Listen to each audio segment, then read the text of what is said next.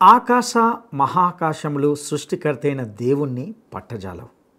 అలాంటప్పుడు భౌతిక కట్టడంలో దేవుణ్ణి మనము బంధించగలమా? ఆ విషయాలను పరిశీలిద్దాం.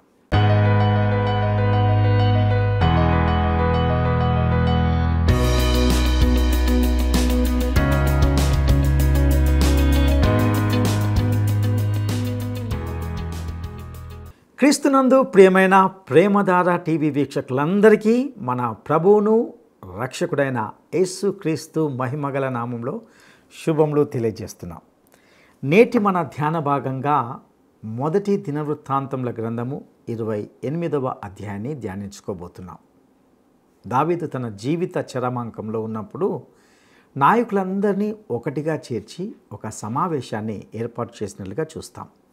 ఇటు తన కుమారుడైన సొలొమోనుకు అధిపతులందరికీ కూడా ఇది ఎంతో ప్రాముఖ్యమైన సమావేశంగా ఉన్నది. వారితో దావీదు అన్నాడు, యెహోవా నిబంధన మందసానికి మన దేవుని పాదపీఠమునకు విశ్రమ స్థానముగా ఉండుటకు ఒక మందిరాన్ని కట్టించవలనని నేను నా హృదయమందు నిశ్చయం చేసుకుని సమస్తము సిద్ధపరిచాను.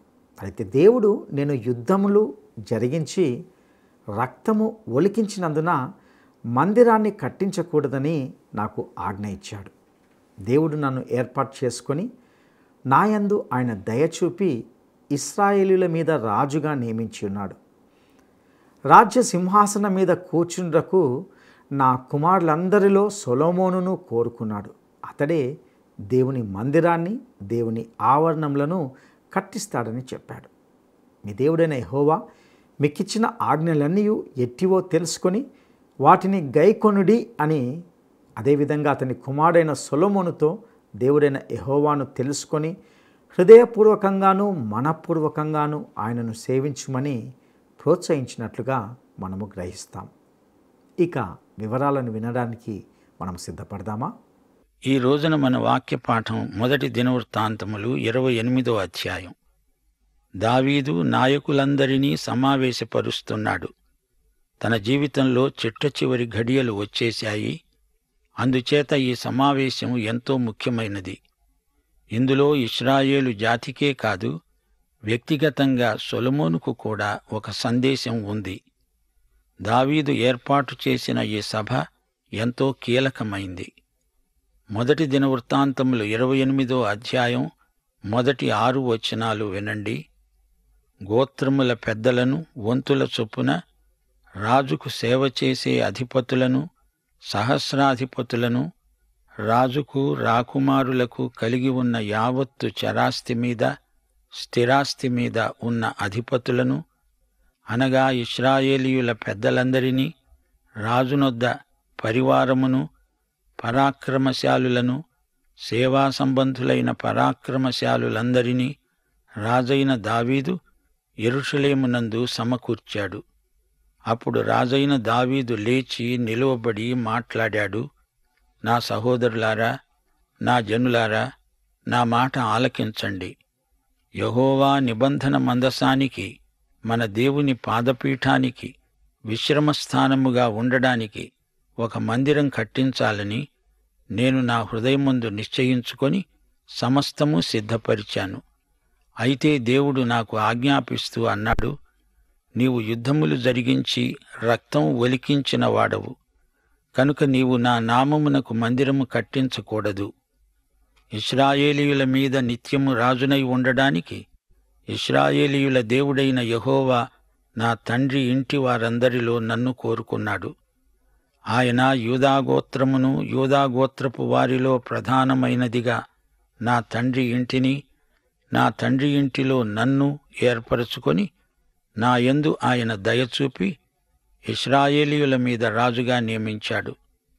యెహోవా నాకు అనేక మంది కుమారులను దయచేసి ఉన్నాడు. అయితే ఇశ్రాయేలీయులపైని యెహోవా రాజ్య సింహాసనము మీద కూర్చుండేటందుకు ఆయన నా కుమారులందరిలో సొలొమోనును కోరుకొని ఆయన నాతో అన్నాడు, నేను నీ కుమారుడైన సొలొమోనును నాకు కుమారునిగా ఏర్పరచుకొని ఉన్నాను. నేను అతనికి తండ్రినై ఉంటాను. అతను నా మందిరాన్ని, నా ఆవరణములను కట్టిస్తాడు. దావీదు ఇప్పటికే బహువృద్ధుడైపోయాడు. అంతిమ సందేశమివ్వడానికి లేచి నిలిచాడు.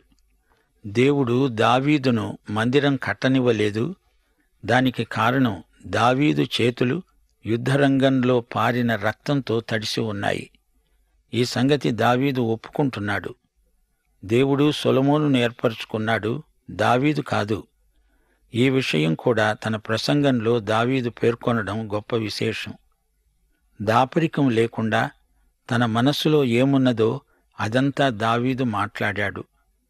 దేవాలయ నిర్మాణాన్ని గురించిన ఆలోచన, దానికి కావలసిన సామగ్రి అంతా దావీదు రూపొందించినవే. కట్టే బాధ్యత ఇప్పుడు సొలొమోనుకు అప్పగించబడింది. దావీదు తన ప్రసంగంలో ఇంకా ఇలా అన్నాడు, దేవుడన్నాడు, నేటి దినమున చేస్తున్నట్లు సొలొమోను ధైర్యము వహించి నా ఆజ్ఞలను నా న్యాయవిధులను అనుసరించిన ఎడల నేనతని రాజ్యాన్ని నిత్యము స్థిరపరుస్తాను. కాబట్టి మీరు ఈ మంచి దేశమును స్వాస్థ్యముగా అనుభవించి మీ తరువాత మీ సంతతి వారికి శాశ్వత స్వాస్థ్యముగా దానిని అప్పగించేటట్లు మీ దేవుడైన యెహోవా మీకిచ్చిన ఆజ్ఞలన్నీ ఎట్టివో తెలుసుకొని వాటిని గైకొనండి. యెహోవా సమాజానికి చేరిన ఇశ్రాయేలీయులందరూ చూస్తూ ఉండగా, మన దేవుడు ఆలకిస్తూ ఉండగా నేను మిమ్మును హెచ్చరిక చేస్తున్నాను. సొలొమోనా, నా కుమారుడా, నీ తండ్రి యొక్క దేవుడైన యెహోవా అందరి హృదయాలను పరిశోధించేవాడు. ఆలోచనలన్నిటినీ సంకల్పములన్నిటినీ ఎరిగినవాడై ఉన్నాడు. నీవాయనను తెలుసుకొని హృదయపూర్వకముగా మనఃపూర్వకముగా ఆయనను సేవించు. ఆయనను వెదకిన ఎడల ఆయన నీకు ప్రత్యక్షమవుతాడు. నీవు ఆయనను విసర్జించిన ఎడల ఆయన నిన్ను నిత్యముగా తోసివేస్తాడు. పరిశుద్ధ స్థలముగా ఉండడానికి ఒక మందిరాన్ని కట్టించడానికి యెహోవా నిన్ను కోరుకున్న సంగతి మనసుకు తెచ్చుకొని ధైర్యము వహించి పని జరిగించు. 11వ వచనం. అప్పుడు దావీదు మంటపమునకు, మందిరపు కట్టడమునకు, బొక్కసపు శాలలకు, మేడగదులకు, లోపలి గదులకు, కరుణాపీఠపు గదికి, యెహోవా మందిరపు ఆవరణములకు, వాటి చుట్టూ ఉన్న గదులకు, దేవుని మందిరపు బొక్కసములకు, ప్రతిష్ఠిత వస్తువుల బొక్కసములకు తాను ఏర్పాటు చేసి సిద్ధపరిచిన మచ్చులను తన కుమారుడైన సొలొమోనుకు అప్పగించాడు. యాజకులు, లేవీయులు సేవ చేయవలసిన వంతుల పట్టి, యెహోవా మందిర సేవలను గూర్చిన పట్టి, యెహోవా మందిర సేవోపకరణముల పట్టి దావీదు సొలొమోనుకు అప్పగించాడు. దేవుడు సాక్ష్యపు గుడారం ఎలా నిర్మించాలో మోషేకు వివరంగా చూపించాడు. అలాగే ఈ దేవాలయ నిర్మాణ విధానాన్ని దేవుడు దావీదుకు చూపించాడు. దావీదు ఆశయం ఒక్కటే, ఈ ఆలయం దేవుణ్ణి మహిమపరచాలి. కావలసిన ముఖ్య పదార్థాలన్నీ దావీదు సేకరించినవే. బంగారము, వెండి, వెలగల రాళ్లతో అలంకరించబడిన మహాకట్టడం. ఈ రోజుల్లో, ఈ కొత్త నిబంధన యుగంలో దేవుడు కట్టడానికి ఎక్కువ ప్రాముఖ్యమివ్వడం లేదు. విశ్వాసి శరీరమే దేవుని ఆలయం. దేవుణ్ణి భౌతికమైన కట్టడంలో బంధించగలమా? 1 రాజులు 8వ అధ్యాయం 27వ వచనంలో సొలొమోను ఆలయ ప్రతిష్ఠ ప్రార్థన చేస్తూ అన్నాడు, నిశ్చయముగా దేవుడు ఈ లోకమందు నివాసము చెయ్యడు. ఆకాశమహాకాశములు సైతము నిన్ను పట్టజాలవు. నేను కట్టించిన ఈ మందిరము ఎలా పట్టుతుంది? మానవ నిర్మితమైన కట్టడం మరెందుకు? అందులో దేవుడు తన ప్రజలను కలుసుకుంటానన్నాడు. ఆ దేవమందిరం దేవుని మహిమార్థమై నిర్మించబడింది. ఈ రోజున దేవుడు పరిశుద్ధాత్మ ద్వారా విశ్వాసి యొక్క హృదయంలో జీవిస్తున్నాడు. అదే ఆయనకు నివాస స్థలం. ఆ మందిర నిర్మాణానికి సరిపడినంత వెండి, బంగారము దావీదే ముందుగా సమకూర్చాడు. 14వ వచనం. ఆయా సేవాక్రమములకు కావలసిన బంగారు ఉపకరణములన్నిటినీ చేయడానికి తూకం ప్రకారం కావలసినంత బంగారాన్ని, వెండిని సొలొమోనుకు అప్పగించాడు. బంగారు దీపస్తంభాలకు, బంగారు ప్రమిదలకు, సన్నిధి రొట్టెలు ఉంచే ఒక్కొక్క బల్లకు కావలసినంత బంగారం, వెండి, ముండ్ల కొంకులకు గిన్నెలకు కావలసినంత మేలిమి బంగారం, గిన్నెలకు కావలసినంత బంగారం, ధూపపీఠానికి పుటం వేయబడిన బంగారం, యెహోవా నిబంధన మందసాన్ని కప్పే కెరూబుల వాహనముల యొక్క మచ్చునకు కావలసినంత బంగారం అతనికి అప్పగించాడు. దావీదు ఇదంతా దేవుని మహిమ కోసమే చేశాడు. ఇందులో అతనికి స్వాతిశయం బొత్తిగా లేదు. 19వ వచనం. ఇవన్నీ అప్పగించి దావీదు సొలొమోనుతో అన్నాడు, యెహోవా హస్తము నా మీదికి వచ్చి ఈ మచ్చుల పని అంతా రాత మూలకంగా నాకు నేర్పింది. ఈ వచనం గొప్ప ఆశీర్వచనం. దేవాలయం నమూనా నేరుగా దేవుని నుండే వచ్చింది. తల్లికున్నదా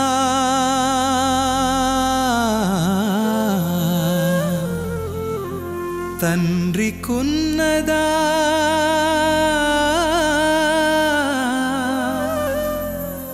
నీ ప్రేమ జాలి యేసయ్యా.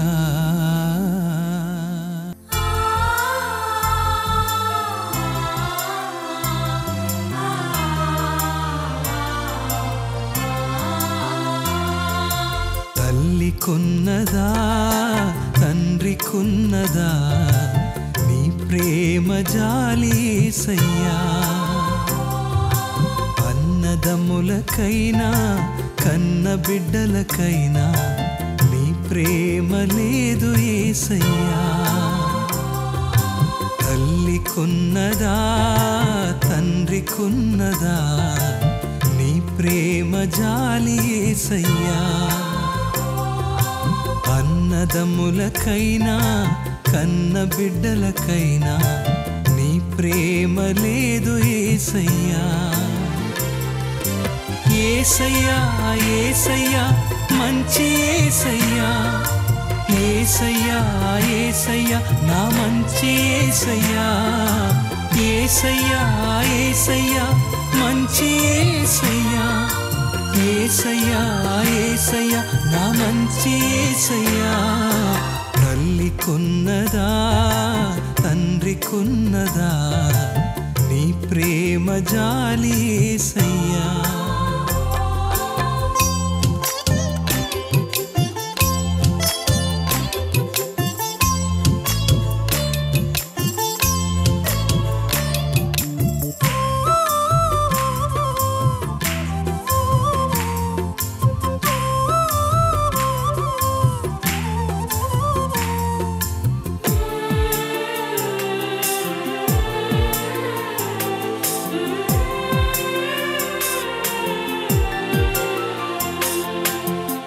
యోగ్యత లేదనుచు నాను వారే ఇంటి నుండి వెలివేసితిరొకనాడయ్యా. ఏ యోగ్యత లేదనుచు నాను వారే ఇంటి నుండి వెలివేసితిరొకనాడయ్యా. రోగముతో రోదిస్తూ వేదన పడుచున్నను అవహేళన చేసి తిరి బంధువులయ్యా. రోగముతో రోదిస్తూ వేదన పడుచున్నను అవహేళన చేసి తిరి బంధువులయ్యా. నేను ప్రేమించకయే నన్ను ప్రేమించితివి నా పరమ వైజుడనీవయ్యా. నేను ప్రేమించకయే నన్ను ప్రేమించితివి నా పరమ వైజుడనీవయ్యా. యేసయ్యా యేసయ్యా మంచి యేసయ్యా. యేసయ్యా యేసయ్యా నా మంచి యేసయ్యా. యేసయ్యా యేసయ్యా మంచి యేసయ్యా. యేసయ్యా యేసయ్యా నా మంచి యేసయ్యా. తల్లికున్నదా తండ్రికున్నదా నీ ప్రేమ జాలి యేసయ్యా.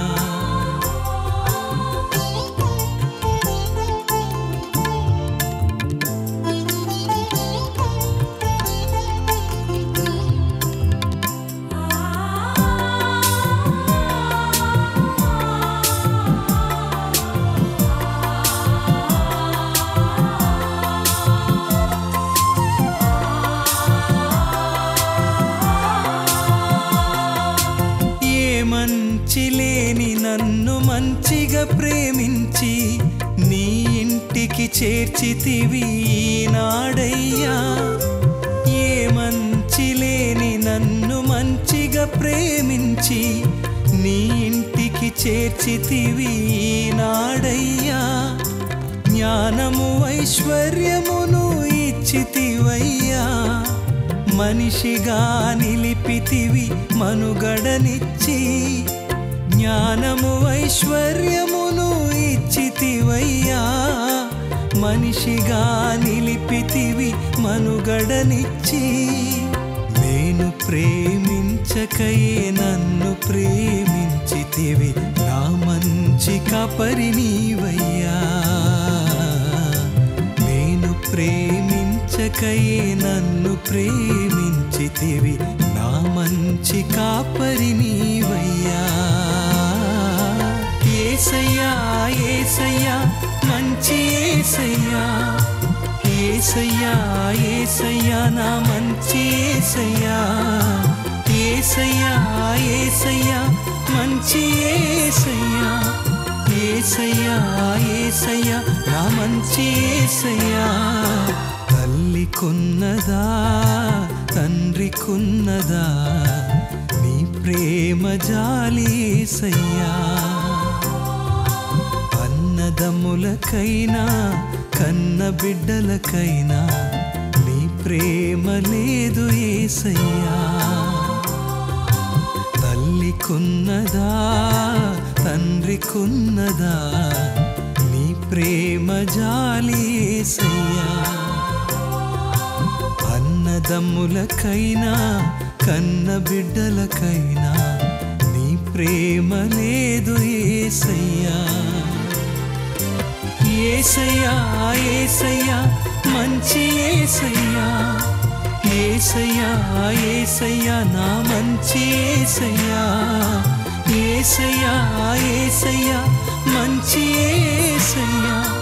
యేసయ్యా యేసయ్యా నా మంచి యేసయ్యా. తల్లికున్నదా తండ్రికున్నదా నీ ప్రేమ జాలి యేసయ్యా. అరణ్యంలో ఇశ్రాయేలీయులు మోసుకు తిరిగిన గుడారం నమూనా స్వయంగా దేవుడు మోషేకిచ్చిందే. దేవుడే నమూనా ఇచ్చాడు. దేవాలయ నిర్మాణానికి దేవుడే స్థలం ఏర్పరిచాడు. ఓర్నాను కళ్ళం స్థలమది. దేవుడు దావీదును ఎంతో ప్రోత్సహించాడు. అయితే దావీదు మాత్రం తన స్వహస్తాలతో కట్టకూడదు అన్నాడు దేవుడు. దావీదు తన కుమారుడైన సొలొమోనుతో చెప్పినదేమనగా, నీవు బలము పొంది ధైర్యము తెచ్చుకొని ఈ పనికి పూనుకో, భయపడకు, వెరవకు. నా దేవుడైన యెహోవా నీతో కూడా ఉంటాడు. యెహోవా మందిరపు సేవను గూర్చిన పని అంతా నీవు ముగించే వరకు ఆయన నిన్ను ఎంతమాత్రము విడువడు. దేవుని మందిర సేవ అంతటికీ యాజకులు లేవీయులు వంతుల ప్రకారం ఏర్పాటయ్యారు. నీ ఆజ్ఞకు బద్ధులై ఉండి ఈ పని అంతటినీ నెరవేర్చడానికి ఆయా పనులయందు ప్రవీణులైన వారు, మనఃపూర్వకముగా పనిచేసేవారు, అధిపతులు, జనులందరూ నీకు సహాయకులవుతారు. ఈ విషయంలో దావీదు ఉద్రేకం చెప్పతరం కాదు. సొలొమోనుకు ప్రేరకమైన హితబోధ చేస్తున్నాడు. దేవాలయ నిర్మాణానికి నడుంకట్టు, ముందుకు సాగు అంటూ సవాలు చేస్తున్నాడు. దేవాలయ నిర్మాణంలో అందరికీ పాలుపంపులున్నాయి.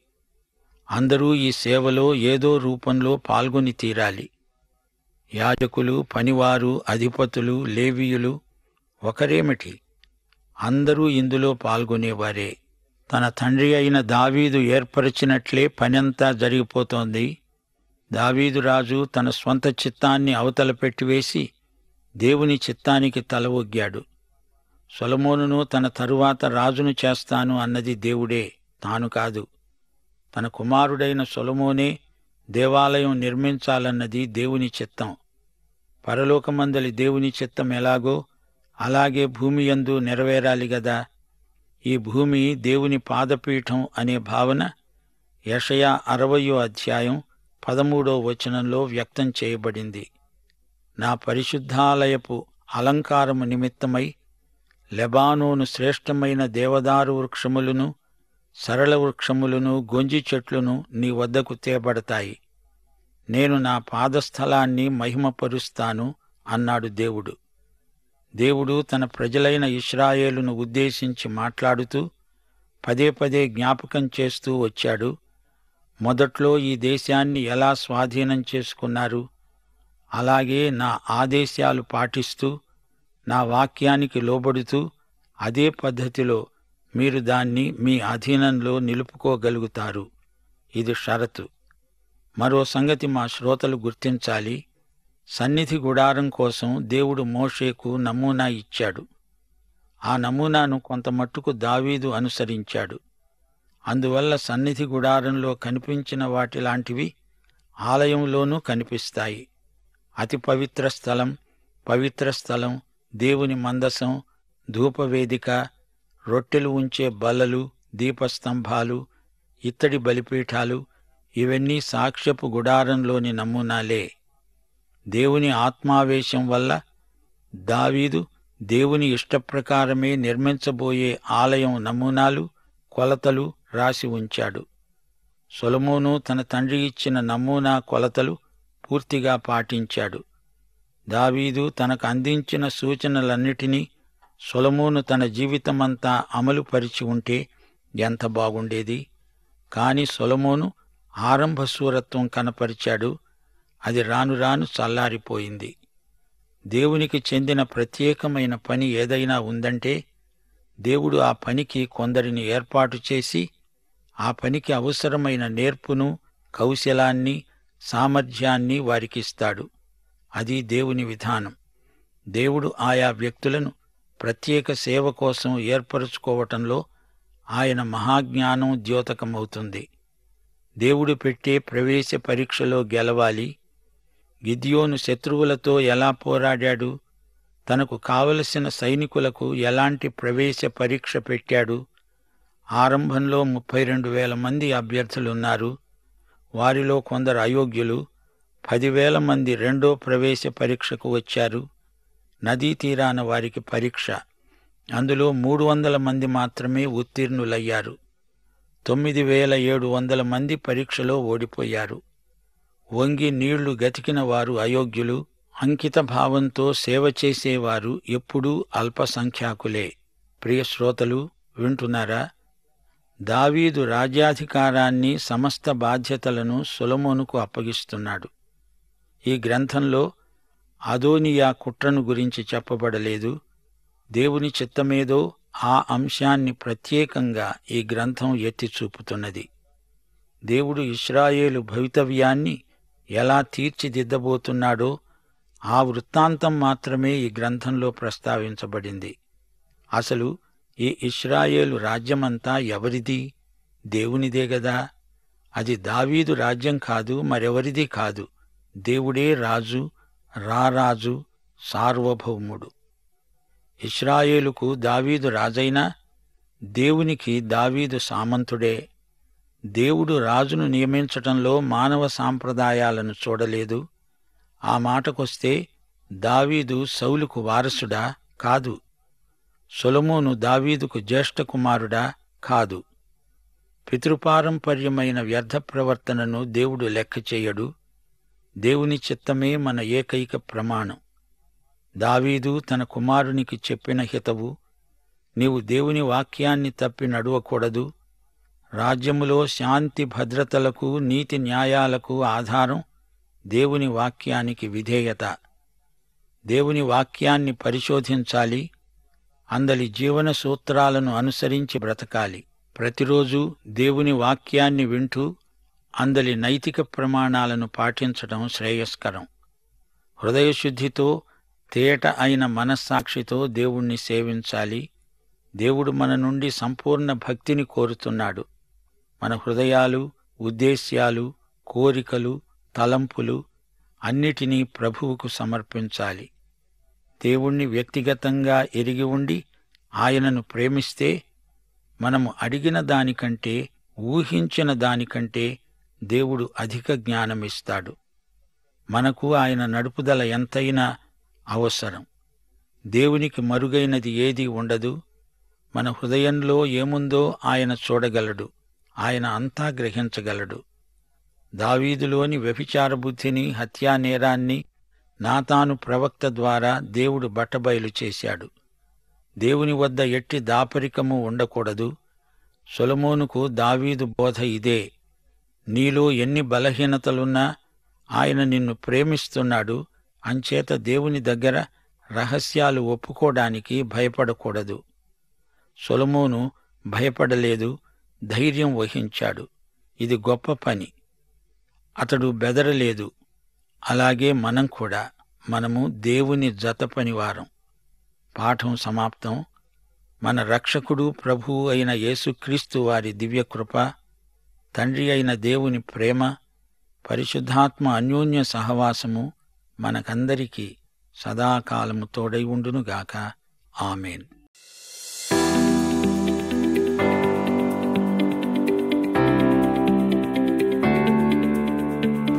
తన మందిరాన్ని కట్టించకూడదని దేవుడు దావీదునకు ఎందుకు ఆజ్ఞాపించాడు?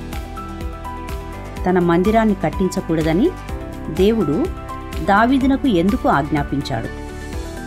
1. బత్షెబాతో చేసిన భయంకరమైన పాపమును బట్టి.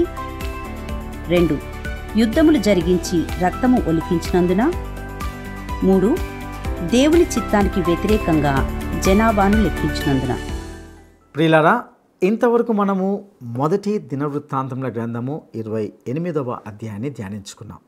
దావీదు తన వృద్ధాప్యంలో ఒక గొప్ప సమావేశాన్ని ఏర్పాటు చేసి తన కుమారుడైన సొలొమోనుకు, అధిపతులందరికీ, నాయకులకు ఎన్నో ప్రాముఖ్యమైన సత్యాలను బోధించినట్లుగా, ముఖ్యంగా తన కుమారుని ధైర్యంగా ఉండమని ప్రోత్సహిస్తూ చేసిన హెచ్చరికలను ఇందులో చూశాం. మందిర నిర్మాణానికై దేవుడు తన కుమారుడైన సొలొమోనును ఎన్నుకున్నాడని దావీదు అందరి ఎదుట ఒప్పుకున్నట్లుగా చూశాం. ముందుగానే మందిర నిర్మాణానికి, దానికి సంబంధించిన వస్తువులన్నింటినీ దావీదు సిద్ధపరిచాడు. ఇవన్నీ కేవలము దేవుని మహిమ కొరకే చేశాడు. ఇందులో ఏమాత్రము స్వార్థం అనేది లేదు. దావీదు యొక్క కోరిక, హృదయ వాంఛ అంతా ఒకటే. అదేమిటంటే ఈ ఆలయం దేవుణ్ణి మహిమపరచాలి. దావీదు తన స్వంత చిత్తాన్ని ప్రక్కనబెట్టి దేవుని చిత్తానికి లోబడ్డాడు. మనం కూడా పరలోకమందున దేవుని చిత్తాన్ని ఈ భూమి మీద నెరవేర్చడానికి బద్ధులమై ఉన్నాము. ప్రియులారా, మరొక సత్యాన్ని మనము జాగ్రత్తగా గ్రహించాలి. పాత నిబంధనలో కట్టడానికి, వస్తువులకు ఎంతో ప్రాధాన్యతనిస్తే, ఈ క్రొత్త నిబంధన యుగంలో దేవుడు ఎక్కువగా కట్టడానికి ప్రాముఖ్యత ఇవ్వడం లేదు. ఆకాశ మహాకాశములు సృష్టికర్త అయిన దేవుణ్ణి పట్టజాలవు. అలాంటప్పుడు భౌతిక కట్టడంలో దేవుణ్ణి మనము బంధించలేము. వాస్తవానికి విశ్వాసి శరీరమే దేవుని ఆలయమై ఉన్నది. ఈరోజు దేవుడు పరిశుద్ధాత్మ ద్వారా విశ్వాసి హృదయంలో జీవిస్తున్నాడు. అదే ఆయన నివాస స్థలం. అక్కడే నివసించడానికి ఆయన ఇష్టపడుతున్నాడు. ప్రియ సహోదరుడా, సహోదరి, నీ హృదయం అనే ఆలయంలో క్రీస్తే ప్రభువుగా, రాజుగా ఉండడానికి నీవు ఇష్టపడుచున్నావా? అట్టి కృప దేవుడు మీకు దయచేయునుగాక. దైవాశీస్సులు. ఈ కార్యక్రమం మీకు నచ్చిందా? అయితే వెంటనే మిస్డ్ కాల్ ఇవ్వండి. బహుమతి పొందే విజేత మీరే కావచ్చు.